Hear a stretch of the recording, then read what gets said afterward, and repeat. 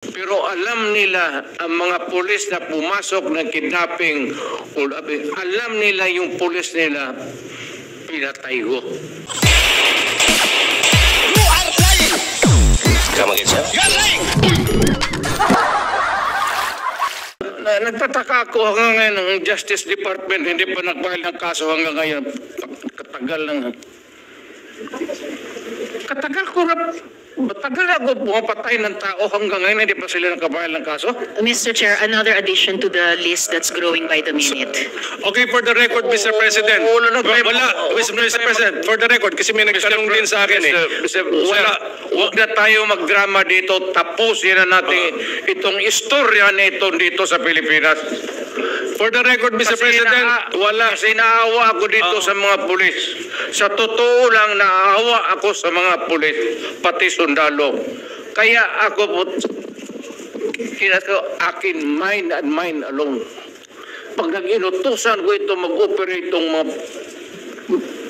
buang na ito, kung anong mangyari akin yan, I'm emotional because I've been longing to state this particular sentiment. Protektado ko yan sila. Basta in the fulfillment of duty, Mr. Senator, yan sila, naging chief of police yan. Protektado ko ang pulis pag nagtrabaho in the fulfillment of duty. Pero alam nila, ang mga pulis na pumasok ng kidnapping, alam nila yung pulis nila, pinatay ko. Thank you, Mr. President. Ako po may tanong din. Pinag-aralan namin pinanood namin yung mga footages mo nung you were President-elect tapos naging Presidente. Meron kayo sinasabing ang reward, iba-iba nga yung amounts, tapos sasabihin nyo parang may encouragement na patayin ang mga kriminal, pero dudugtungan nyo parati sa dulo ng lalo na kung nalagay sa peligro yung buhay ninyo. Okay. So, ito lang po yung tanong ko. So, when you were President, hindi nyo ba po concern na malito yung mga nakikinig sa'yo, na kausap mo mga law enforcers, na may maniwala, lalo na dun sa first part ng sinabi mo at na-confuse na sila sa... Kasi paliko-liko po yung mga pronouncements po na yun, Mr. President. When you were President, were you not concerned that you will be misinterpreted? Hindi, kasi matagal akong instructor ng pulis eh. Dumadaan ito sa psychiatric, gagastos pa ako ng... I was also president, may funding ako dito sa mga psychiatric nila. Nandyan yan sa item eh. Hindi naman ito at saka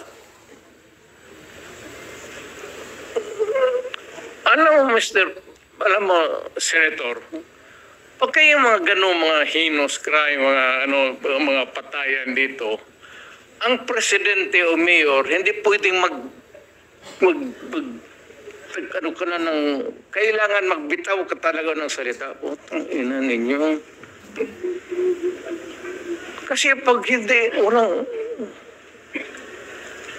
hindi ako na nagyayabang. Look at my city.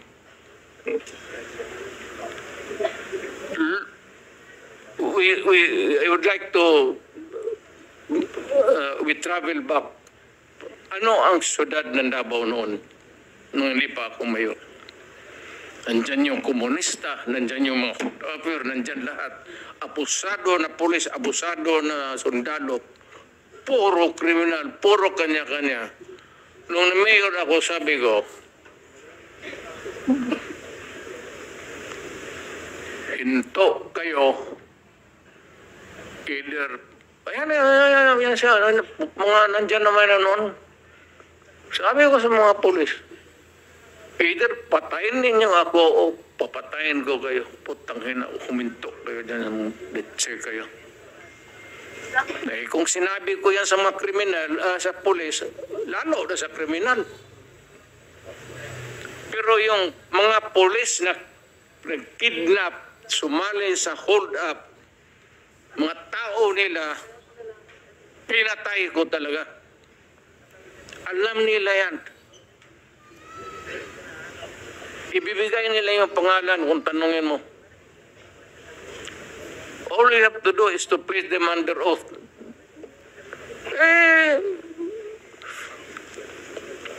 Sinabi ko sa kanila, pati kayo pag hindi ninyo disiplina yung mga tao ninyo. Bayad ang mga tao ng sweldo ninyo tapos pati kayo kasali dyan. Stricto talaga ako sa polis. Ayan sila. Puro general yan. Protektado ko ang polis pag sa trabaho. Kasi ma-demoralize pag hayaan mo. Alam mo ba, Senator, nung mayor ako, ayan, dumaan ang Davao yan, puro naging chief of police yan. Pagka ang polis nagkaroon ng kaso, yung araw na yon na ma-file yung kaso against the police, yung sweldo niya, hinto na yan. Wala nang pagkain na duwadating doon sa pati yung mga anak. Hinto pati yung edukasyon ng bata. Kaya pinoprotektahan ko sila. Ito puro generals. Pero alam nila, sila mismo pinoprotektahan ko. Dumaan ang kaso yan. Pero yung mga pulis na gago, can I...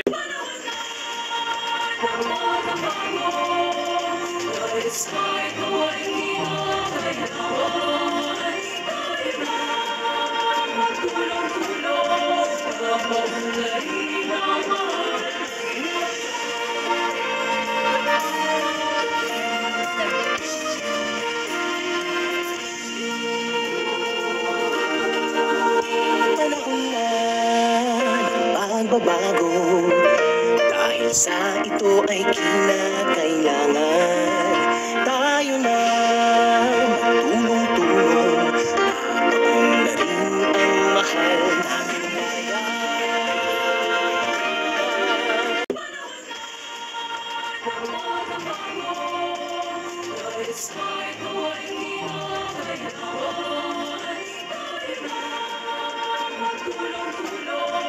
napaunlarin ang mahal natin ngayon.